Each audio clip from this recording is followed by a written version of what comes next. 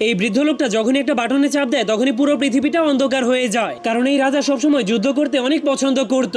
এই জন্য তার সৈনিকেরা সবসময় লড়াই করত, যার কারণে সেই যুদ্ধের শব্দের কারণে সেই রাজার বাবা একদমই ঘুমাতে পারতো না। এরপর রাজা যখনই দেখতে পায় পুরো পৃথিবীটা অন্ধকার হয়ে গেছে, তখন সে তার লাইটটাকে বের করে যুদ্ধের ময়দানে মেরে দিলে আবারও যুদ্ধ শুরু হয়ে যায়, যার কারণে তখনই যুদ্ধের শব্দ শুনে সেই বৃদ্ধ লোকটার ঘুম ভেঙে যায়। কিন্তু এখন তার কাছে কোনো রাস্তা না থাকার কারণে সে আবারও সেই সুইচটাকে অন করে দেয়। এরপর সে রাজমহলের পানির ঝর্ণাটাকে যুদ্ধের ময়দানের দিকে ঘুরিয়ে দেয়, যার কারণে পানির ফোঁটা পড়তে পড়তে সেখানে অনেক জোরে বৃষ্টি শুরু হয়ে যায়। এই জন্য সেখানে বন্যা শুরু হয়ে গেলে ধীরে ধীরে পুরো দুনিয়াটা ডুবে যায়, যা দেখার পর সেই রাজার বাবার মনে হয় এখন সে অনেক শান্তিতে ঘুমাতে পারবে। কিন্তু তখনই রাজা যুদ্ধ করার জন্য একটা সাবমেরিন তৈরি করে ফেলে, যার কারণে তখনই যুদ্ধের শব্দ শুনে আবারও বৃদ্ধ লোকটার ঘুম ভেঙে যায়, কারণ এখন সেই রাজা পানির উপরে যুদ্ধ শুরু করে দিয়েছিল।